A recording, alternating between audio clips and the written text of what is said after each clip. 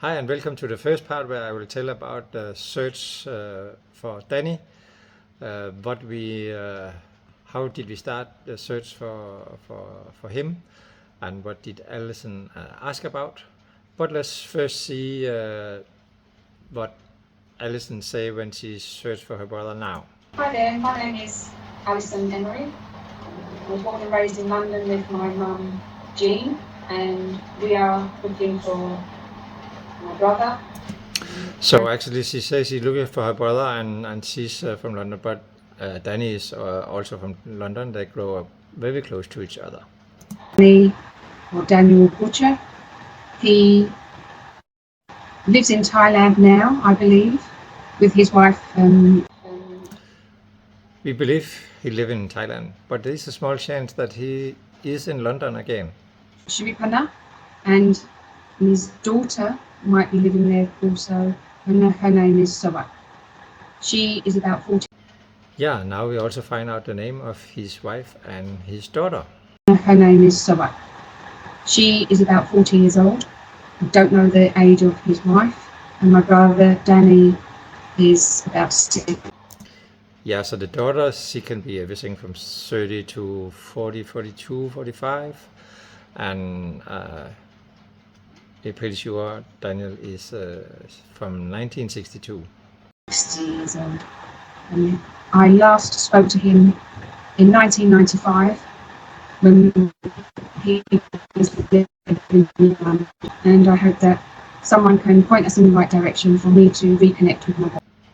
Yeah, she really like to reconnect, and also that she have only met him 2 times in her life, when she was 10 and then again in 1995. And his family. I would really like to meet his daughter, my niece. Yeah, she really like to meet her niece. Well, let's see how everything started. So she sent me an email and she say, "Hi Peter, I have a brother who I'm 99% sure, 99.9% sure, living in Thailand. The problem is I forgot his surname.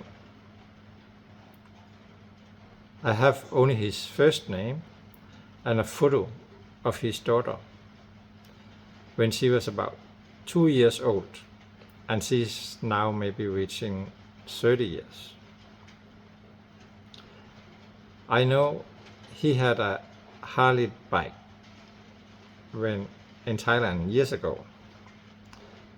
Maybe he still like bikes.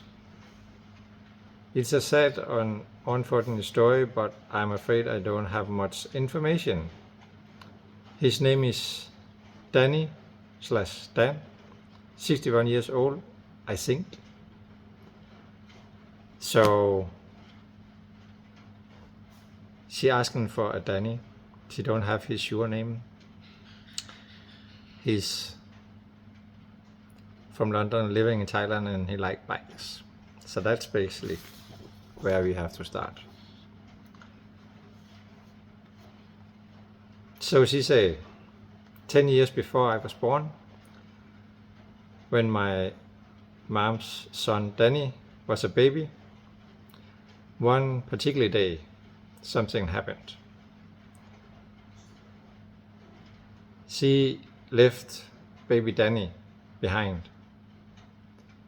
When my mom come back to the house to collect Danny, her husband's parents was there and told her she couldn't have him.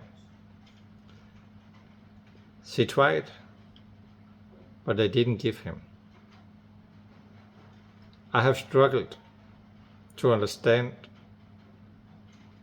how a mom can walk away from her baby. But mom said that in the 60s, is if a woman had no money or home, etc., then there was no support. I don't know how hard my mom fought for her baby, Anyway, the grandparents raised him. Danny has seen mom twice since, and I have seen him twice. Danny told me when they met that he had a Thai girlfriend and they had a baby living in Thailand. They later split and he was back and forward to London and since had another Thai girlfriend. His grandparents died and left him a house in London that I assumed he sold and moved to Thailand. So just to comment on this first. So yeah, for sure back in the 60s, there was no support to be a single mom. So if you don't have a very good paid job, which was not so normal for women to have at that time, there will be no support at all from the society or from the government.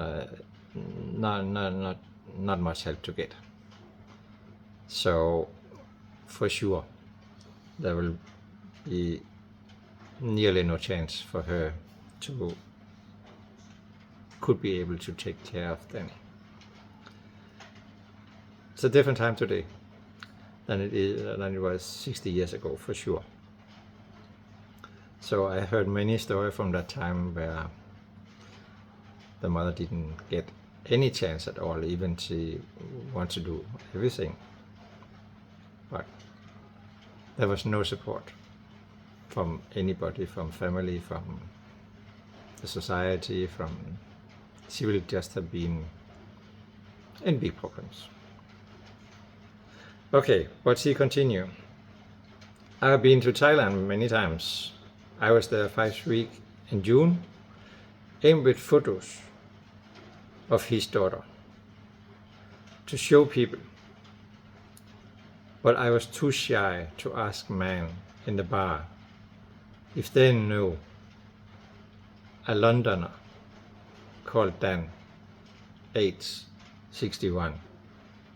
He could be absolutely anywhere in Thailand.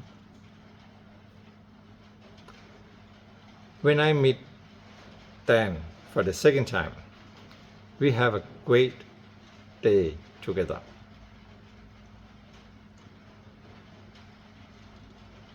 We lost touch, but maybe he didn't call me back to re-meet. I want to reconnect with him. I don't know if you can help. Yeah, I will try to help. Even it's not a lot of information. We have to find a Danny from London in Thailand. Probably at least 30 years ago, he had a Harley Davidson motorbike. So that's how everything started. So I have to ask a little bit more. If she knew anymore, anything we could use. So I asked about the birth, if he was born in London in 1962. And she said, yeah, about that time, maybe 61, 62, 63. He was raised in London, in Leytonstone, Wellingtonstone, the border between those two districts. And then finally, she have some more information that you could use actually, because he had been living in Eatington Road, next to the hospital called White's Cross, and he was living in number 4. So now we have an address, which is a very useful information when you have to find people. Both his parents Do you know their names? When they was married, when they was died, when they died. So she say my mom is Jean, and she's not sure of what name she was using at that time, and his dad name was Bill. Now I have to say about Bill, because I have no idea, but it turned out later that if you call Bill, you probably are William. So I asked her to also send me a photo of her daughters, no, of Danny's daughters. And I asked if she knew where they was taken. And she believed it's in the grandparents' house. And I also asked how she got the photos. And she believed that her mother bumped into her ex-husband and he gave it to her. So I also asked where and when did you and your mother meet Danny? And she said Danny visited my mom's house when he was about 21 years old and Alison was 10. We had such a great evening, so I don't know why it didn't continue. And I also asked if it was the same time in 1995, and she said yes. When I was about 24, I moved out, and in 1995 I managed to contact him as I saw Bill in the market and got Danny's number. My brother agreed to meet me. He took me for a beer. Then he took me to a Chinese supermarket and told me all about the Thai food available and how to use the ingredients. Again, we had a nice time together. I told him that in 3 months I was going to America for 4 months to work on the summer camp. He said he will call me before then to meet up again. But this never happened. At the time, I was living in a shared home situation with a communal telephone, not a mobile. It is possible that he tried, but nobody answered, or I didn't get a message, or maybe he find it too hard to contact me again. I don't know.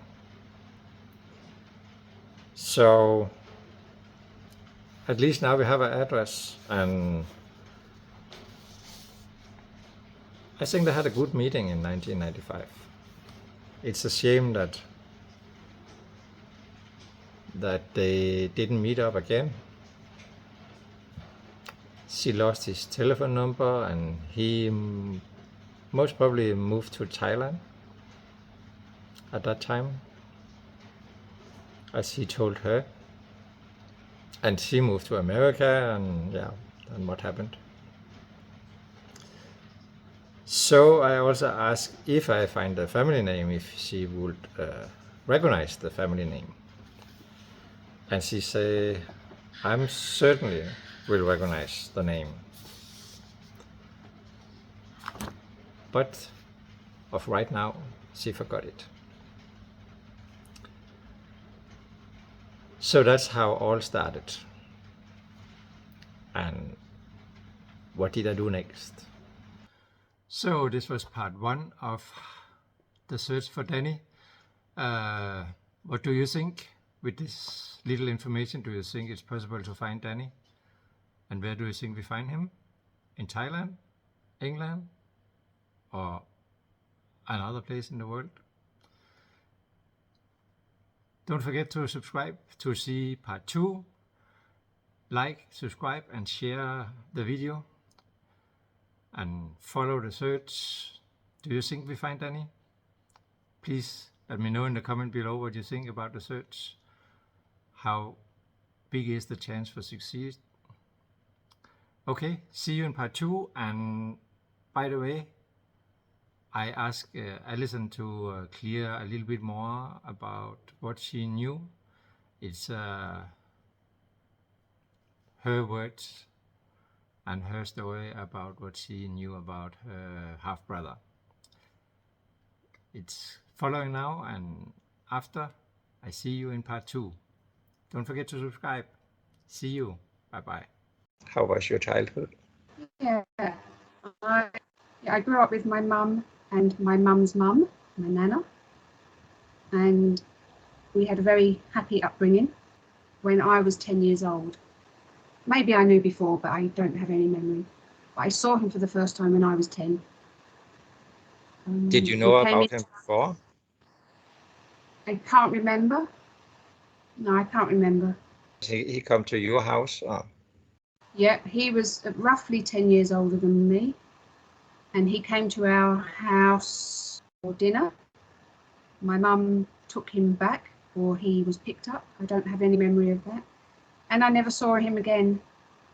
Don't know why. I never saw him again for another 10 years. All I have is assumptions. All I can do is guess why. But the fact of the matter is I didn't see him for another 10 years. Actually, I was just about to go to Camp America when I was 25. Must have been 15 years. I was in London, living in London, and made contact with my brother. So how did you get in contact with him? I was in the high street, in the market. We bumped into his dad, her ex-husband. We bumped into him, and that's when she must have got his number for me, and that's when I made the contact. So I met up with him without my mum being there. It was just me and my brother. So you knew his father? Who recognized who? Yeah. Yeah, my mum often saw her ex-husband in the high street. Okay. So you didn't live far from each other? No, 30-minute drive away.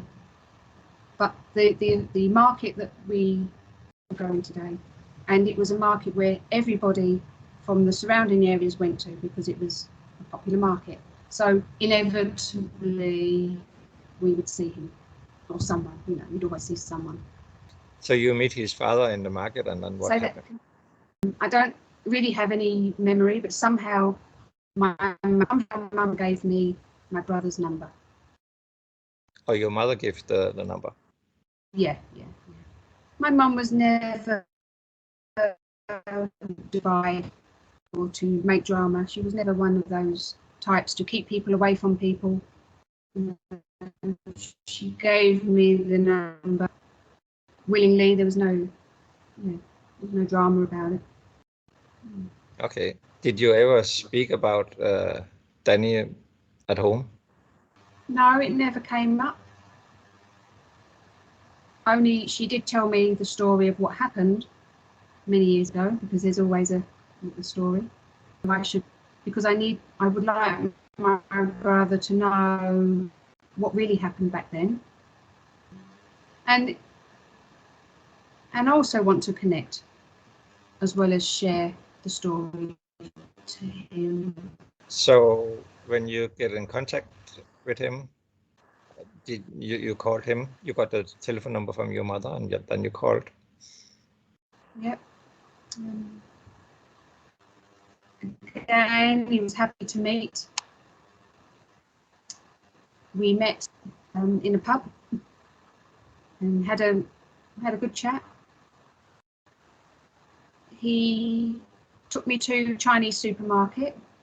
Stage, I hadn't been to Thailand. I'd just got back from India, traveling a while in India. I was on my way to America. Yes. So I hadn't been to Thailand. So he took me to the Chinese supermarket in London and told me all about the ingredients and showed me all around all of these weird and wonderful ingredients. As you can imagine, never been to Asia. It was all weird and wonderful.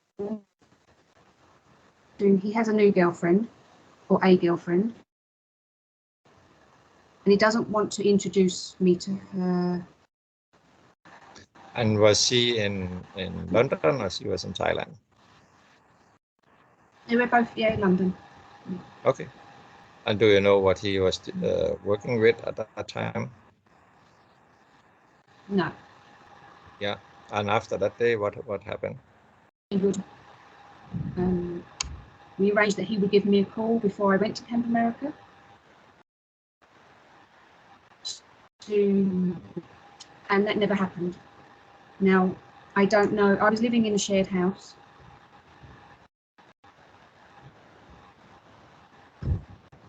I don't, because the phone was in the communal telephone. We didn't have mobiles. The communal telephone was in the basement. I don't know if he called and nobody answered, which is the phone thing and people didn't answer it, or whether he called and I wasn't there. But at the end of the day, we didn't connect again. I don't know why. I don't know why I didn't call him. Did I lose his phone number? Did I even have his phone number? Was it him that called me in the end? Initially. So these details, I'm sure I would have done. Maybe I did lose his number. I don't know. Okay. So you met your mom's ex-husband in the market. I've met him a couple of times briefly. Okay. And it was also him that gave the photo of his daughter to your mother. Yes. His granddaughter to my mum. Yeah.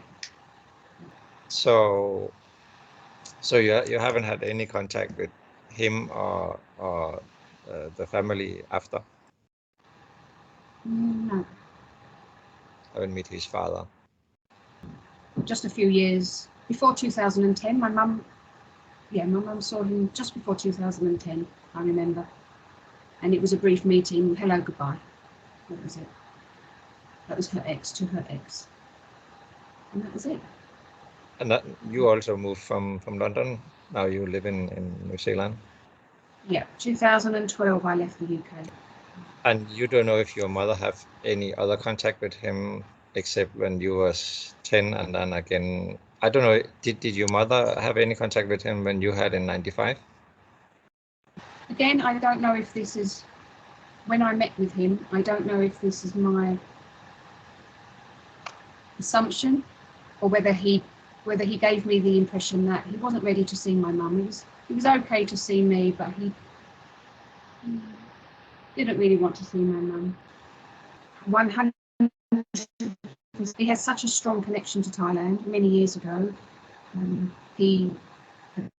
don't know if he married his first Thai girlfriend, but they had that daughter, which we will talk about after. But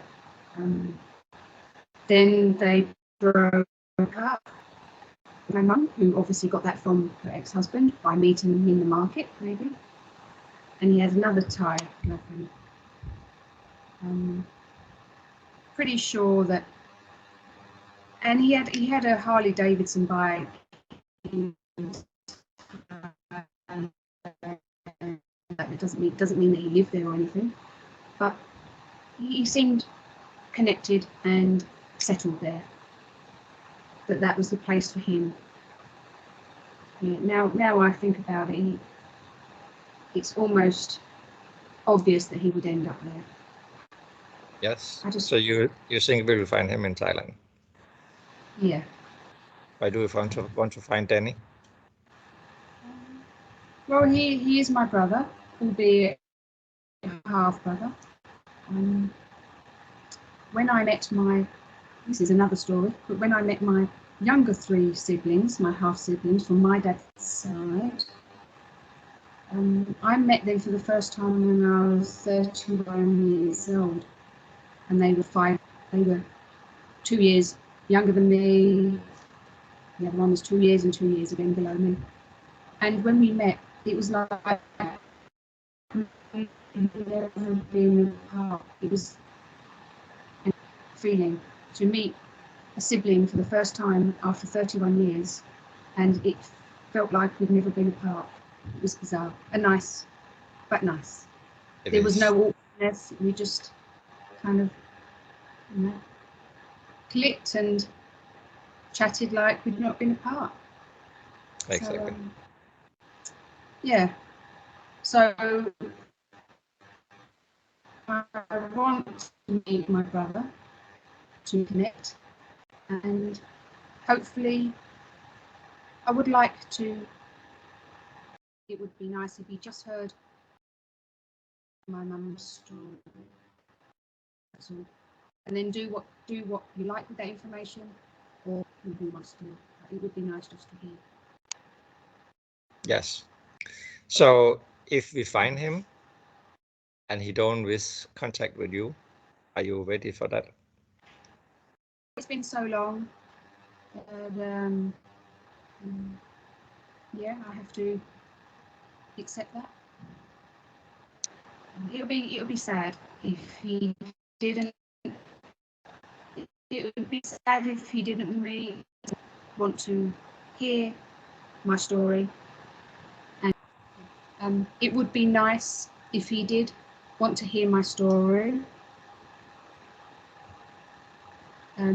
Because hopefully that would make some out from hearing what I have to say.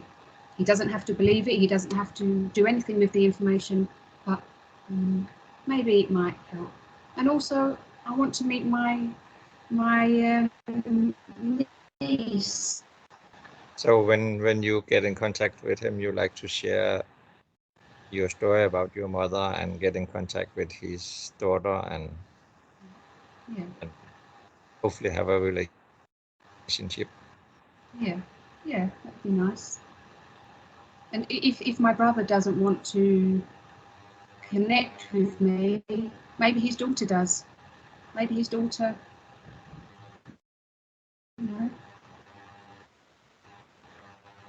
Yes. I don't think we should be held apart. Doesn't want the connection. What have you done to find him? Well, it's been a needle in a haystack, really, because every time I go to Thailand, which is many times, I look for him. I do this. I have no idea. I can't read Thai. I can't speak Thai. This was before my brother. My other brother or anything. So all I would do would be look out for my brother in the expat pubs and bars. And I avoided all the expat areas.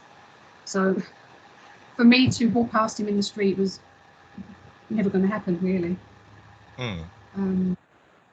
So looking for him. Last year I went back, asked if they knew someone called Danny. He was about 60 years old. He's from London. There's so many Dannys in the world from London, probably in Thailand. So I did ask 1 or 2 people, 3 or 4 people, but I was too shy to go into the pubs. When I went to Chiang Mai, actually, I walked down one of the roads near where the water is, the river. I've forgotten Chiang Mai.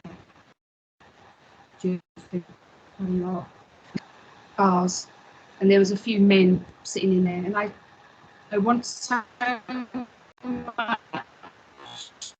Anyone see this guy? Does he hang around here? But I lost my confidence. I thought, oh God, no one's going to know him. My brother, for all we know, my brother could be living way out in East San or Mesa Long even, middle of nowhere. He could be a monk living in the caves. Yes. But at the same time, he could be running a really famous bar or having a great business where everybody knows him, you know, in the community. So I asked a couple of people on Koh Samui, and when I went to Phuket, I stopped asking. Yeah, because I stayed in town in Phuket. I didn't go to the beaches because I quite like the town. And it's not somewhere where I don't know, where expats really haunt. Yes, all guesswork. Yes. So except from asking people in Thailand, have you done other things to try to find him? Photo of his daughter to my other brother's wife, Thai wife, in Bangkok to share with her friends. That's it. So you have only been looking for him in Thailand, not in London. Yeah, not in London. The house where he grew up was his grandparents' house, his dad's parents. The grandparents' house that was sold in 2015 might have been shared.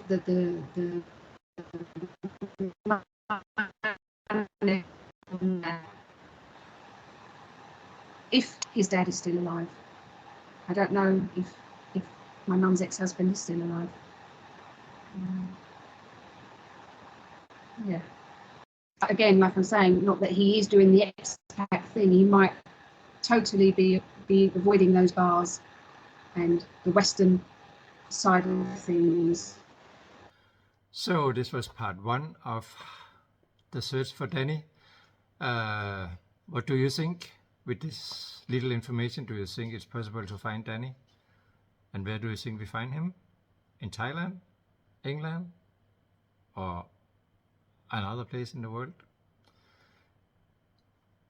Don't forget to subscribe to see part 2. Like, subscribe, and share the video. And follow the search. Do you think we find Danny? Please let me know in the comment below what you think about the search. How big is the chance for success? Okay, see you in part 2. Don't forget to subscribe. See you. Bye bye.